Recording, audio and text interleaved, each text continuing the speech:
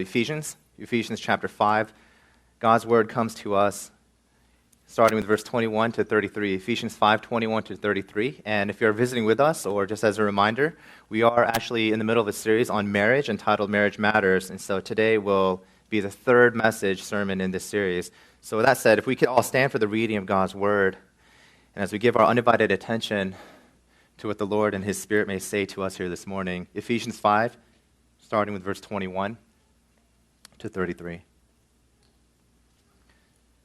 Submitting to one another out of reverence for Christ, wives, submit to your own husbands as to the Lord, for the husband is the head of the wife, even as Christ is the head of the church, his body, and is himself its Savior. Now as the church submits to Christ, so also wives should submit in everything to their husbands. Husbands, love your wives as Christ loved the church and gave himself up for her, that he might sanctify her, having cleansed her by the washing of water with the word, so that he might present the church to himself in splendor, without spot or wrinkle or any such thing, that she might be holy and without blemish. In the same way, husbands should love their wives as their own bodies. He who loves his wife loves himself. For no one ever hated his own flesh, but nourishes and cherishes it, just as Christ does the church, because we are members of his body.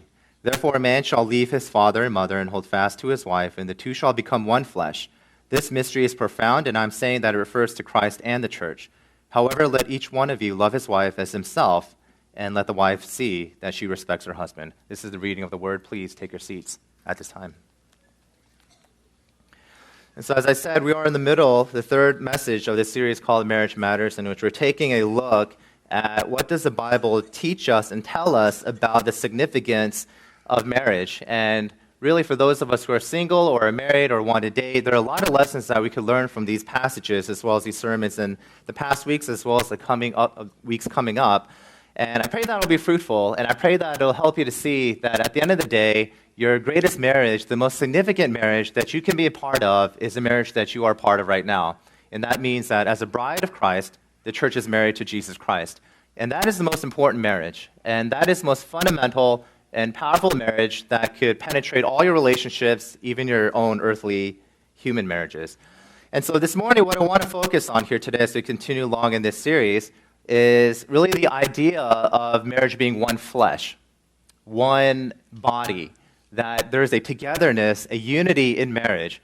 In other words, friends, marriage has the greatest potential and capacity to cultivate the deepest, most intimate union between two human beings.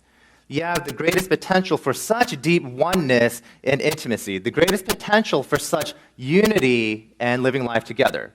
And so if you remember from a couple of weeks ago, I said, and I wanted to define intimacy or union in this way, that essentially you need two components to have real intimacy in any relationship, but especially in marriage. That first, you need complete vulnerability, and then secondly, you need complete acceptance.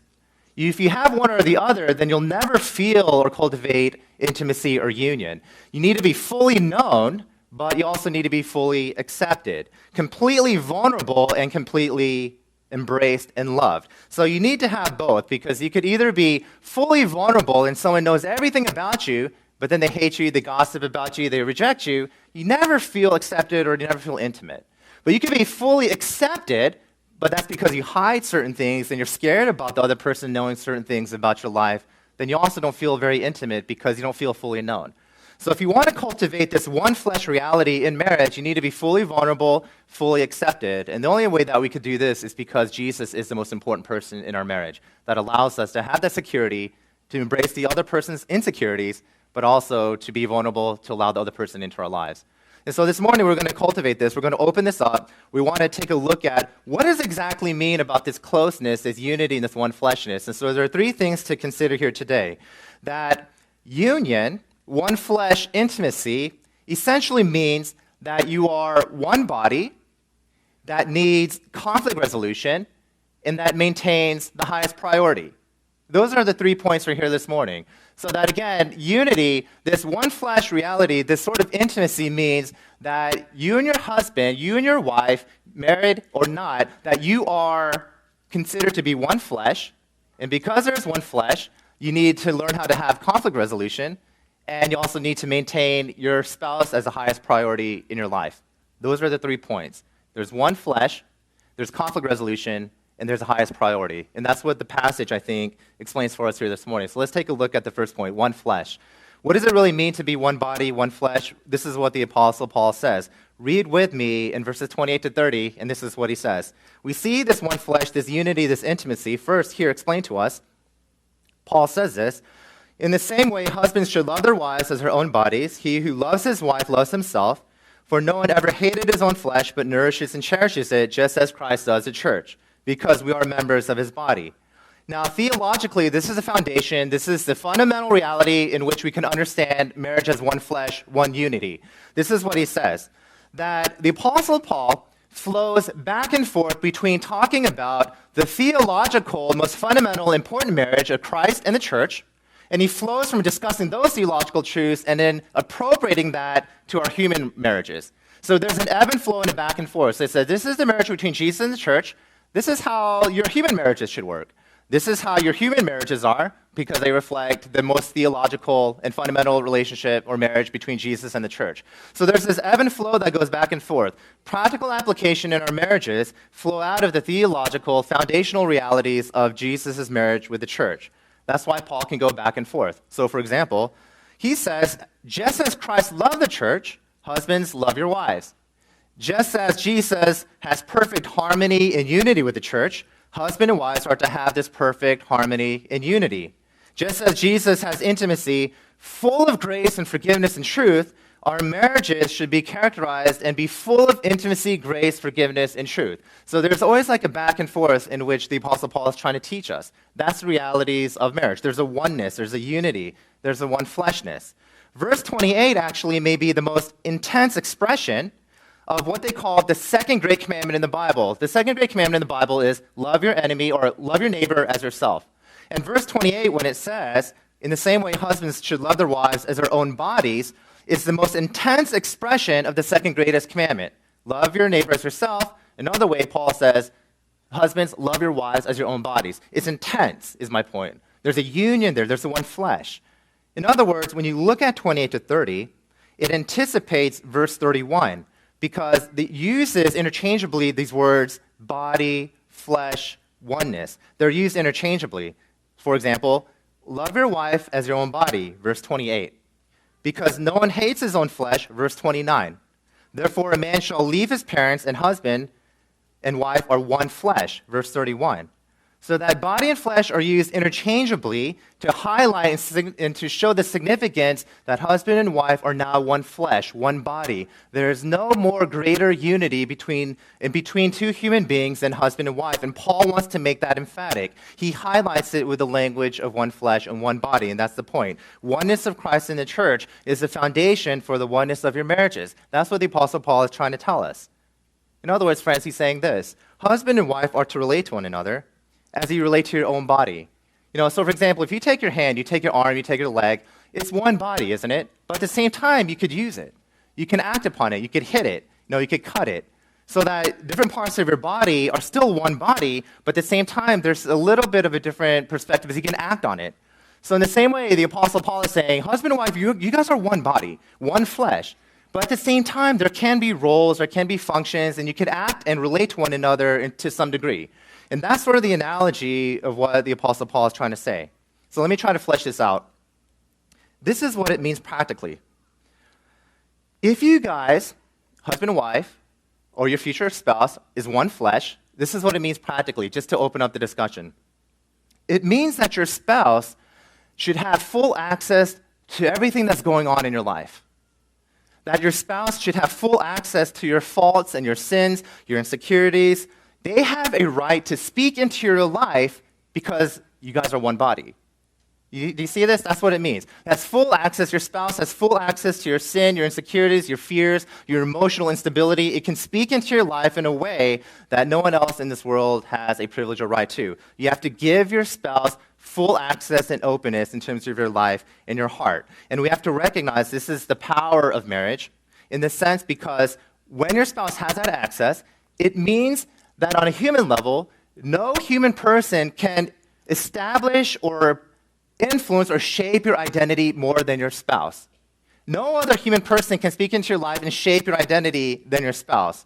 We have to recognize that your spouse, in some ways, with your words, your spouse has the right to reprogram your self-image. Your spouse has words that can shape who you are. That's the power of the oneness between husband and wife.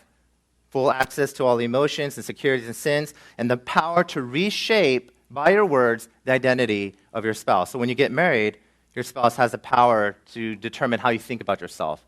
Not fully, but it has the most influential shaping power in any human relationship that you have. So for example, just generally speaking, when you get married, your spouse has that power. So marriage has the ability to actually overturn your identity from past words and affirmation. So if you grew up from your parents or your friends and everyone said when you're single, you're just a nobody. But then when you get married and then your spouse says, you're a very important person, you'll begin to feel like a very important person.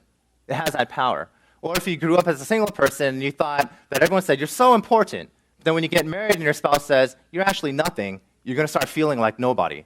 That's the power of the words in marriage. That's the oneness. That's the intensity between husband and wife. So you have to let your spouse in. You have to let your spouse know everything about you, but at the same time recognize that no one has greater influence to shape your identity than your spouse. And that's what we see in this passage. That's the one flesh. Jesus shaped the identity of the church. Jesus transformed the identity of the church, covered all her sins, made her spotless and without blemish. Jesus changed completely the identity of the church because marriage has that power, even in human marriages between husband and wife. So this means practically, friends, that you have to let your spouse in because there's no greater influence than your spouse. You have to let your spouse into your heart, into your lives. You have to recognize that your spouse has the ability to shape your identity, and neither of you can act independently from one another. So even before we get into men and women roles, which is always touchy, that men are supposed to lead and women are supposed to submit, what does that really mean? Before we even get to that, practically, husband and wife are supposed to be together because the head, which is a husband, can't really move in a separate direction than the body, which is the wife.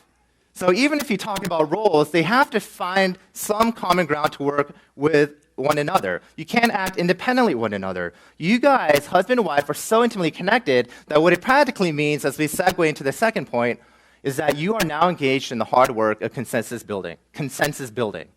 You can never make an independent decision. You got to figure out a system. You got to figure out some way to make your marriage work because there's a closeness, there's a vulnerability. Your spouse has the greatest influence to shape your identity. It means practically that head and body can never operate independently because you're one body, so you're now engaged in the hard work of consensus building. If you're not with your spouse in the hard work of consensus building to be on the same page, you guys are operating as separate people, separate parts of the body, that theologically here, the Apostle Paul would say, would be very inconsistent. So that leads me to my second point, consensus building. Secondly, since we're one flesh, you got to be able to cultivate the ability to resolve conflict. For example, the hand won't say to the foot when the foot is sort of having disease or like sick, the hand won't say to the foot, okay, foot, you got to develop your own circulatory system. You got to figure out your own sort of, your own body. The foot has to work with the hand. So you got to figure out how to resolve conflict. You got to deal with the issues at hand. That's the same thing with husband and wife as one body, conflict resolution. Let me let you in on a little secret. The three most important realities for successful biblical marriage in terms of practice is this. First, your communication. Secondly, your conflict resolution. Third, forgiveness. That's it. That's the key to a successful relationship, successful marriage. There's no greater reality or practical habit that you have to develop in your marriage besides communication, conflict resolution, forgiveness. So you know if your marriages are not doing well because you're always speaking past each other, or that you always get into conflicts but they're never resolved, or there's never actually gospel-centered forgiveness given. You need to have all three. Those are the three key practical realities of any marriage if you want a successful marriage. Communication, conflict resolution, forgiveness. Last week, we looked at communication. Today, we're going to look at conflict resolution and forgiveness in my second point. So keep that in mind as we look at this. Tremper Longman, and I've quoted this before, says this: a marriage is only as good as a couple's ability to fight. Not fight against one another, but fight for a biblical marriage. It's hard work. I said this. It's hard work being part of consensus building. But if you want a successful, spirit-filled, growth-oriented gospel marriage, you got to develop communication, conflict resolution, forgiveness. So I think he's right. Marriage is only as good as the couple's ability to fight, to resolve conflict, and to bestow and give forgiveness and grace to one another. It flows out of the one body, flesh reality.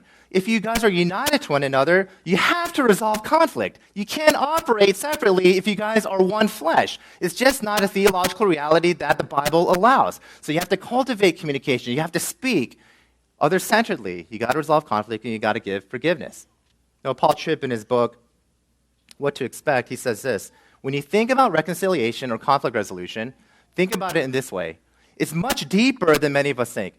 Reconciliation, conflict resolution, is not supposed to be an answer that you pull out when you get into a conflict. It's not a response to a circumstance. You have to be able to come to the reality that conflict resolution, reconciliation, is a lifestyle, is a ministry mindset. It has to be so deeply ingrained in your relationships, in your life, especially in marriage, that reconciliation is a lifestyle, not a response. If you think conflict resolution and forgiveness is a response, you'll never really get it. But if you understand yourself as an ambassador for Jesus, if you understand that there's sin in your life, in your spouse's life, and in this world, understand in the ministry mindset that reconciliation, conflict resolution, is supposed to be a lifestyle ingrained in your identity. And it's grounded in this passage in verses 25 to 27, in the very forgiving love of Jesus. You know, Jesus loves the church, he cleanses the church, he sanctifies the church, he makes it so beautiful that the head and body are united and intimate and harmonious. He is in the work, Jesus is in the work of sanctifying and clarifying and healing the very church. It was his life. That's the sole purpose of why Jesus came in here, to bring a people to himself and save us and to redeem us. In the same way, reconciliation, conflict resolution is an identity, it is a lifestyle, it is not a response. That's what you have to come to the realities with. Now, Leo Tolstoy said this: what counts in making a happy marriage is not so much how compatible you are, but how you deal with incompatibility. Do you see this? So even in premarital counseling, I don't ask necessarily, what do you have compatibility with each other? It is important. But what I really look for and really zone in on is when they get into arguments and how do they resolve conflict. Because the key to a successful relationship in marriage is not so much how much you have incompatibility with your partner, but how the two people deal with incompatibility. It's the incompatibility and your way that you deal with it that will make or break your marriage. That's just the reality of it. It's how you deal with incompatibility, not how you find compatibility. Both are important, but I think how you deal with incompatibility, according to Leo Tolstoy, is actually more important and correct. So let me try to give some practical guidance in terms of really help us think through how we actually resolve conflict. They say essentially you deal with conflict in three ways, three broad categories. And so you could think about this for yourself. First, this is sort of the human way, not the gospel way. First, there's three ways. The first way is basically when you're engaged in conflict, you just appease a person. These are people who have very deep-seated, people-pleasing hearts. So this basically means that when you get into a conflict, you do everything and anything just to appease your spouse. You say anything and you do anything to satisfy your spouse so that there's no more conflict. And what you end up doing is that you say things you don't mean, and you do things that you don't really want to do because you have a fear of man. So your conflict resolution, the way you handle conflict is just appeasing. Say anything to the spouse, just calm him down, calm her down, and I'm just going to do anything because I just want him to accept me. I just want him to love me. I don't want to stress or fracture the marriage. So appeasing is your way to handle conflict. Others of you are not necessarily appeasing, but you simply ignore conflict. This is sort of the people in their heart of hearts that are really lazy, or you have an idolatry of comfort. That you just don't want to deal with hard work of consensus building, so you ignore the problem, you ignore the circumstances. You pretend the problem doesn't exist. So this is how you handle conflict. You avoid the conversation entirely. You don't open up with your difficulties. You avoid sharing your opinions, and you shut down from discussing it. You just don't want anything to do with it. You just brush it under the rug. That's how you handle conflict. Because you idolize comfort, you idolize really independence, you idolize maybe laziness. So that's some of us that deal with conflict in that way. A third way that counselors will say that you deal with conflict is basically you want to win. You always have to win the argument. And these are people who have hard issues of performance, hard issues that are self-righteous, hard issues that are really critical, and really condemning. These are the type of people that always have to win the argument. They have to settle the argument by prevailing. You work hard to make sure your interests prevail in conflict and that you always come out the winner. So those are the three ways. So you have to kind of find yourself and say, which one of these ways do I normally handle conflict? Am I a people pleaser who appeases? Am I a person who loves independence and comfort, so I just ignore the problem? Or someone who's self-righteous and always got to win the argument? All of us fall in one of those categories in how we deal with conflict. And the gospel speaks into this. And Jesus shows this in the passage, that he's so other-centered. See, the difference between biblical conflict resolution and what I just explained here is that appease, ignore, and win are very self-centered. It's about, your preferences of the self. But the gospel comes in and says, actually, your motivation and your goal will redeem and transform how you engage your spouse in conflict resolution so that no longer are you self-centered, but actually you're other-centered. Well, what does that mean? This is what it means very practically. It means this. Rather than appeasing the person because you just want comfort and you have fear of man, sometimes the gospel makes you other-centered and you sort of yield to the other person. You can actually be in the right, but you're saying, I'm going to love the other person, so I'm going to let the other person have their way. That's what it means. You don't appease, but the gospel makes you yield. Or, for example, maybe you're the person that loves independence and comfort, so you just ignore the problems, but the gospel transforms that to be other-centered and says, well, I'm not just going to ignore the problem, but graciously, I'm going to wait.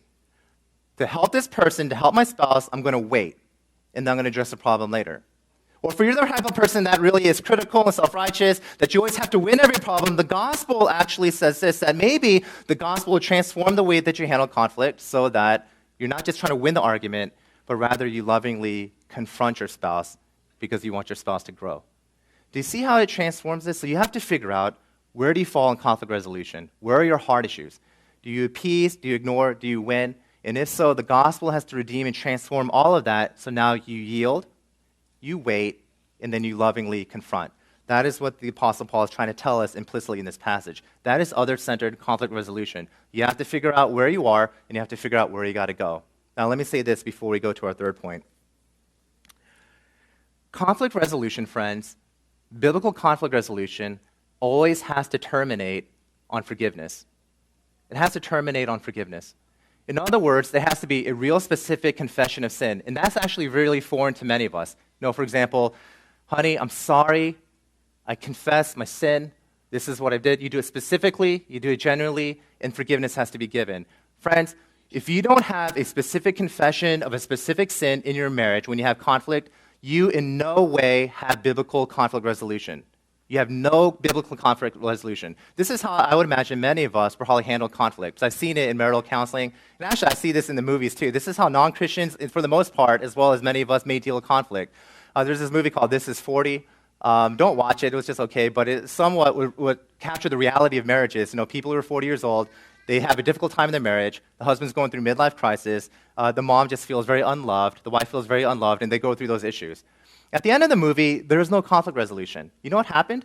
Basically, after time, the sting of the sin or the sting of their differences just kind of subsided. And then they focus on children, they focus on their careers, and they say, let's just start our life over again. And then the sting and the feeling, the experience of all the difficulty just sort of went away, and it gets buried under the rug because there's circumstances that really cover up really the deeper parts of the marriage. So they just start their new careers, they kind of come together, they're happy, they focus on the children, and they move on. That's how many of us, I imagine, handle conflict. You feel hurt, there's sin, you're angry, but rather than discussing it and bestowing forgiveness, you just kind of brush it under the rug, and after time, you just kind of move on with life. Friends, if that is you, there is no way is a Christian way to resolve conflict. That is in no way going to build up your marriage for the kingdom. Because again, genuine biblical conflict resolution has to terminate on forgiveness in the same way that Jesus died for the church in 25 to 27, forgives the church, cleanses the church, and reconciles the church. That means when you get into a conflict, maybe not every time, but that should be the pattern. Remember, it's a lifestyle. You have to confess your specific sin, and you got to be able to forgive forgiveness. You got to confess it. If you never confess your sin and ask for forgiveness, and your spouse never says, I forgive you, you never have biblical conflict resolution. And that's just the reality of the situation. You have to cultivate that. You have to work on it. So quickly, let me try to explain it in this way. Last week I talked about, to give you some guidelines about trying to get forgiveness, bestow forgiveness, and ask for forgiveness. Last week I said when you think about communication, the key is actually to have this paradigm of speaking truth in love. Remember that from Ephesians 4? You got to be able to speak truth, but also love. But that also is something practical for conflict resolution and forgiveness. Do you know why? Because this is how conflict resolution maintains that same balance. When you ask for forgiveness, forgiveness and repentance needs both truth and love. So, in other words, if you have truth without love, you're going to crack your spouse. You're going to break your spouse. But if you have love without truth, then your words will be ineffective and they'll just sort of bounce off. This is what it means practically. Really hard, friends. Remember, marriage is difficult. Tremper long when it's right. When you get into an argument and you're about to have conflict resolution and you want to give forgiveness, you're saying, this is how you think. Literally, this is how you think to yourself. Jesus has forgiven me. I'm going to forgive my spouse. Jesus has forgiven me. I'm going to have to forgive my spouse. And this is what you do. You forgive your spouse before you feel it. You know, feelings are important. It'll get there. But biblical forgiveness is actually more of what you do and what you think, and it's a will. So you need truth and love. So when you're sinned against, the way you want to forgive is this. Jesus Christ forgave me. I'm going to forgive my spouse first before I feel it. You don't wait for your feelings, or you may be waiting for the rest of your life. Once you decide to forgive first, and then you do it, that'll allow you to actually feel more forgiving later on. So you forgive your spouse first before you feel it, and then you talk about it. See, friends, if you forgive, but then you never confront, in other words, you have love, but you never have truth, you forgive, but you never confront, there's never going to be any conflict resolution. That's love without truth. But if you confront the person without first forgiving in your heart, then you have truth without love, and then you're going to crack your spouse. You're going to devastate your spouse. So you need to have both. You have to forgive first before you feel it, and then confront gently and graciously when you have conflict resolution and you want to have forgiveness. Does that make sense? I hope it does, but if it doesn't, look at the sermon again on YouTube. But you have to have both truth and love. Forgiveness is not first a feeling, it's first an action. So you have to forgive first, and then gently confront with your words. If your spouse, you and your spouse never do this, in no great way do you have biblical conflict resolution. And that's what the Bible says. I think that's what the Apostle Paul is trying to tell us about marriage when he talks about Jesus and the church. Okay, let's move on. Let's move on to the third point here. So that's conflict resolution. That's forgiveness. What I want to highlight here actually is a big problem. I said these are the three things that actually make for the successful marriage: communication, conflict resolution, forgiveness. These are the three greatest problems in every marriage, and these are the three greatest issues. In my experience, 100%. 100%. These are the three greatest things that you're going to talk about. Three greatest points of argument. First, it'll be money. Secondly, it'll be in-laws. And third, it'll be sex. Those are the three greatest. In my experience, money and in-laws are the two biggest ones. In my experience, money and in-laws are always intertwined and related. So those are the issues that over years always break a marriage. Discussions and distrust with money and not feeling loved with in-laws. And a lot of times they relate to one another. That's why it's so important. Three greatest habits of a successful marriage is communication, conflict resolution, forgiveness. The three greatest areas for potential arguments is going to be money, in-laws, and sex. And that's something all of us can relate to. This is where you have to deal with it. So the Apostle Paul addresses this, and he says that actually your marriage has the highest priority of your life. For those who are married, it has the highest priority. And this is why, very broadly, Tim Keller says this in his book, The Meaning of Marriage. The reason marriage has the highest priority is because of the power of marriage. And this is what he means by it. He says, if your marriage is doing really well, but the circumstances of your life are broken and chaotic, then you can move out in life with strength and security and confidence. You see this? If your marriage is doing well, but the life around you is doing bad, you can move out in strength. But if life around you is going well, but your marriage is really bad, you're going to move out in brokenness and weakness. That's the power of marriage. And so that's why you have to give priority to this, because it'll make or break your life. Even if the circumstances of your life are doing well, job is going well, kids are doing well, your education is doing well, if your life around you is doing well, but your marriage is broken, you're going to go out in weakness. But at the same time, if life around you is doing really bad, but your marriage is strong, you'll go out in strength. So in other words, a little bit of perspective of our culture. Ancient cultures, women were considered husband's property, very chauvinistic, patriarchal. Women were considered husband's property, and marriages were more like business transactions. You married someone not out of romance or love, but what's best for the family to establish security and money.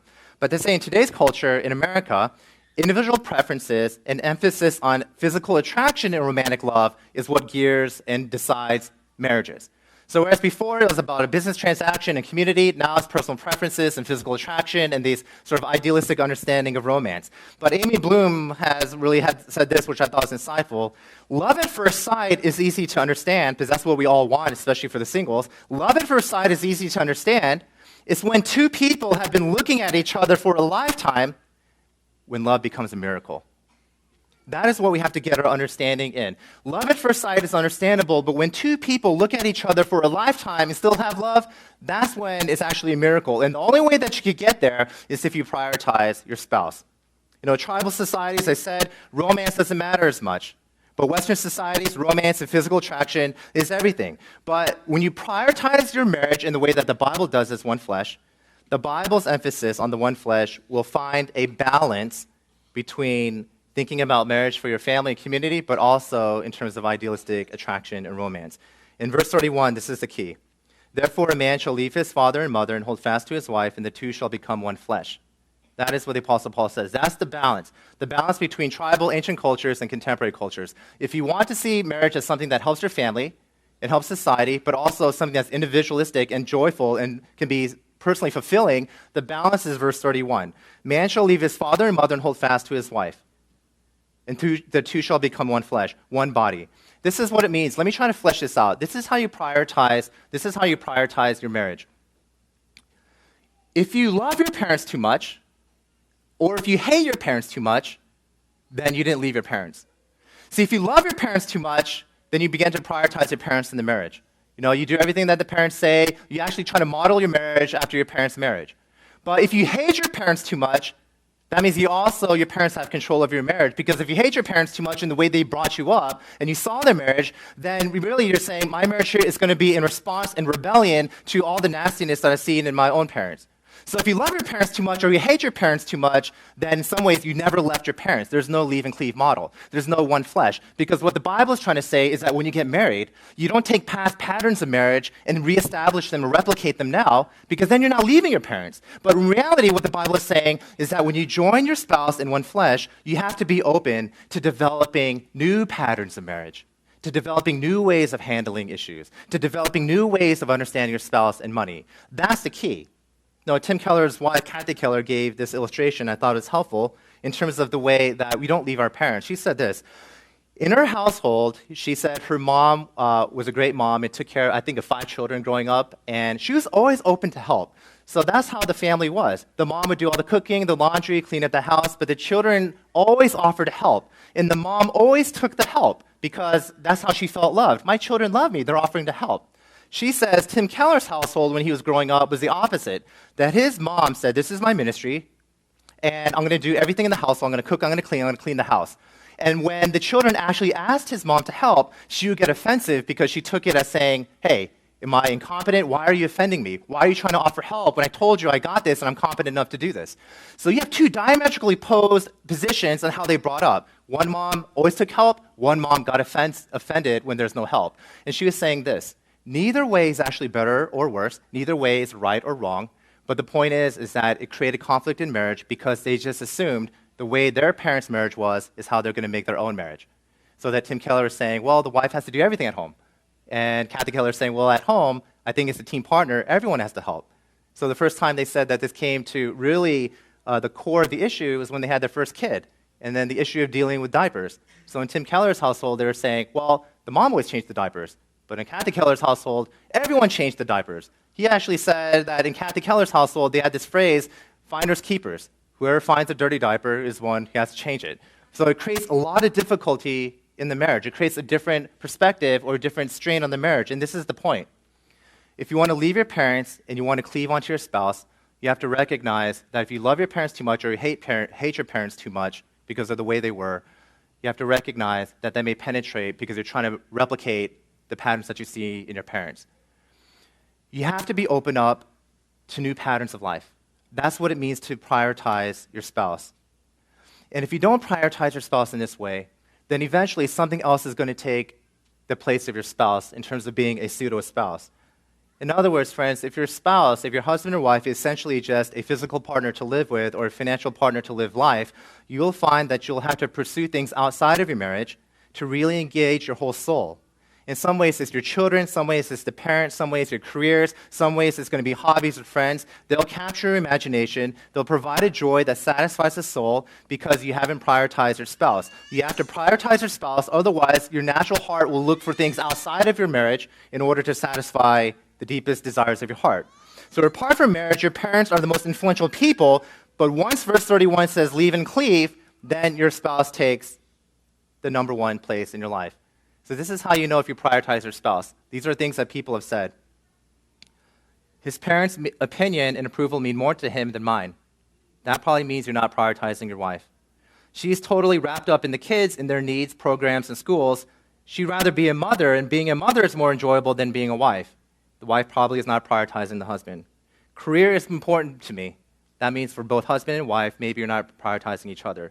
Here's a simple test to know if you're prioritizing your wife. Very simple, black and white. There's always outliers, but this is a practical way to see if you're prioritizing your wife or your husband.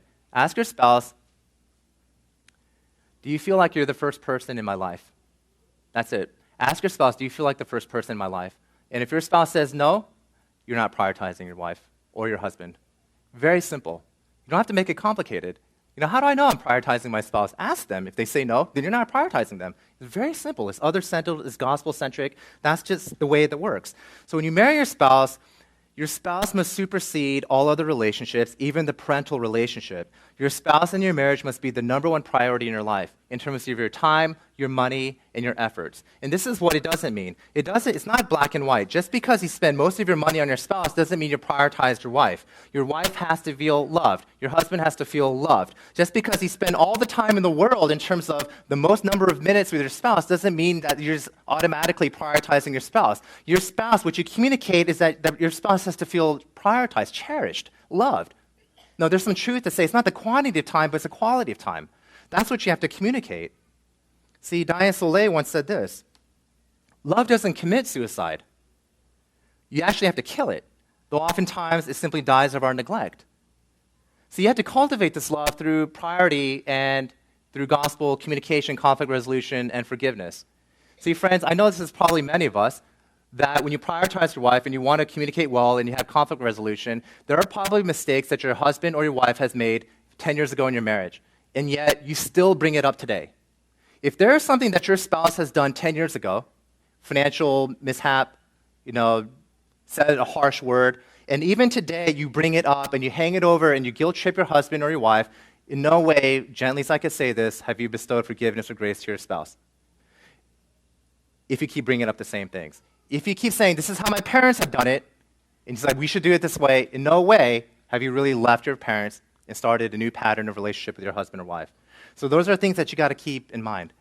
And I know this is hard, and this is how I'm going to conclude the message, as I always try to conclude the message. There is a husband who has done what you can't do. There is a spouse who can fulfill your heart and soul in a way that your biological husband and wife can't do. And we all know who his name is. His name is Jesus. And that's exactly what the passage shows us. That's why Paul goes back and forth between the theological foundational truths and the practical application. It's hard to bestow forgiveness. It's hard to be gracious. It's hard to prioritize the spouse. How in the world can we do it? And apart from Jesus, you can't do it. Jesus isn't just the model, but he also is the power.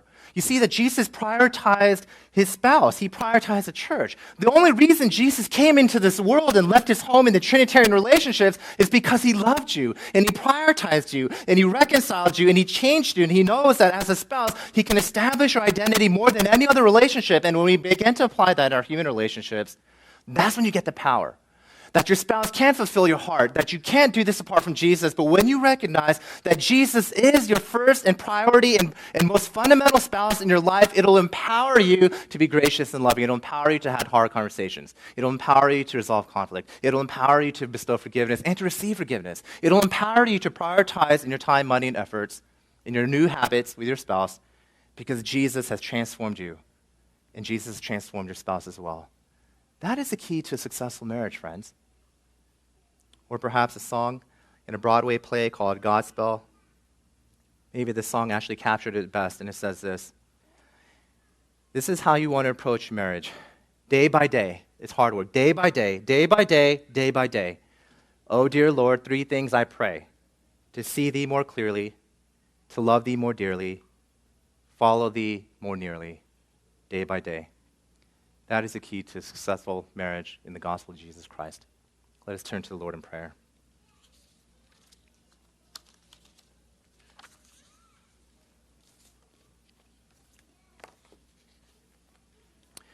Father, we thank you so much, Lord, that although broken and sinful, our marriages can be healed and be whole, and that we can be united as one flesh. And Lord, we thank you so much that Jesus has shown us what that looks like, but also has given us the very power in himself to live that out. And so, Lord, I pray that for all the marriages and future marriages, Lord, that you would help us to see how intimate husband and wife are in one flesh in union, and help us to see how we can maintain that unity and intimacy through conflict resolution and forgiveness. And help us to see how we can learn to prioritize our spouse, not simply replicate marriages from the past, but to be open to new ways, other-centered, gospel-centric ways to cultivate intimacy in our marriages here today. Lord, let us look to our great bridegroom, Jesus Christ, the one who has done this for us all.